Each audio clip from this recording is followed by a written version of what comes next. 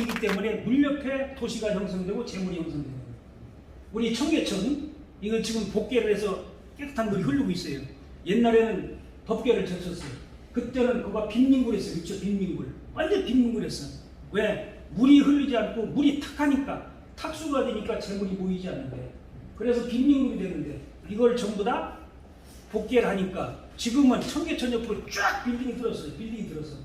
그 다음에 유명한 시장이 다 청계천 옆으로 있는 거예요. 동대문 시장, 광장시장, 뭐 벼룩시장, 뭐 청계시장, 전부 다 청계천 옆으로 생기는 거예요. 그래서 물을 고르는 것이 물이 풍수에서는 재물로 보는 것이다. 그러면 여러분이 땅을 고를 때 땅을 보기 전에 뭘부터 봐야 돼요? 물부터 봐야 돼요. 물길이 흐름이 어떻게 있느냐, 이거부터 보는 거예요. 이게 여러분 지혜입니다.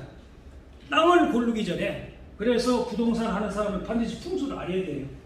풍수를 알아야 돼요. 아무리 싸게 나왔다 하더라도 물 흐름이 나쁘면 거기는 장사가 안 되고 돈이 안 되는 곳이에요. 특히 안 되는 거예요. 그 다음에 경매 나온 부동산은 반드시 문제가 있어요. 여러분이 집을 산다다가 땅을 살 때는 최소한도 그 앞에 주인이 어떤 과정을 거쳤는가를 반드시 살필 필요가 있어요. 반드시 살필 필요가 있어요. 예를 들어서 경매 나온 땅은 다 문제가 있어 나온 땅이 그렇죠. 돈을 못 갚았다던가 문제가 있다 이 말씀이에요. 그런데 경매로 산 땅은 싼 게 피지떡이라고 사면 또 경매에 넘어가는 가능성이 90% 이상이에요. 이게 풍수적으로 지기의 문제 때문에 그런 거예요. 지기의 문제 때문에 그렇다 이 말씀이에요. 그래서 여러분이 땅을 볼 때는 먼저 뭘 봐라? 물길을 봐라. 물길이 바람길. 그래서 옛날부터 골로 갔다. 이게 무슨 소리예요? 죽었다 이 소리예요. 죽었다. 이 골로 갔다고 왜 생기냐? 여러분 계곡 입구에 집을 짓고 살면 골로 가. 풍병이 걸린다는 말씀이에요. 왜? 낮하고 밤하고 바람 부는 방법이 기후 전매 방향이 달라. 낮에는 어디부터 어디로 바람이 붑니까? 낮에는 어디서 어디로 바람이 불어요?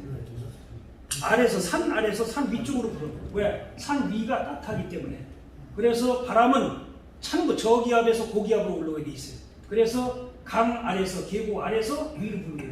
밤에는 반대로 불어. 그러니까 계곡 옆에 특히 우리 주부들은 이렇게 산을 좋아해요. 산이 보이면 좋다고 그래요. 그럼 거꾸로 집을 향해. 그러면 산을 향해서 창문을 크게 만들어. 그렇죠? 그럼 밤에 찬기운이 들어오는 거예요.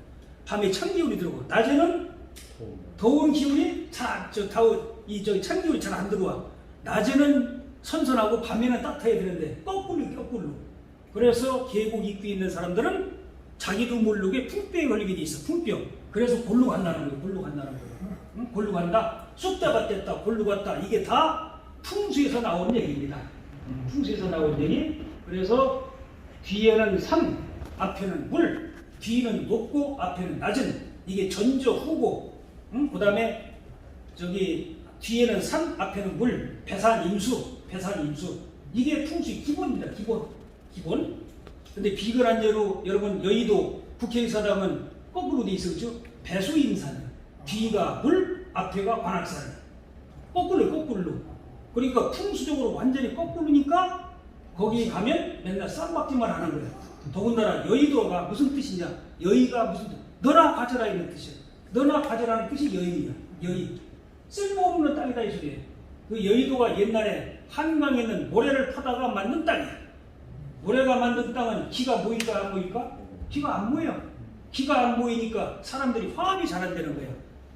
계속 피가 흘러나가. 그러니까 여의도는 뭐가 잘 됩니까? 방송국이 잘 되는 거예요. 왜? 계속 흘러나가야 되니까. 그 다음에 금융기관이 잘 되는 거예요. 왜? 돈은 돌고 돌려야 되니까.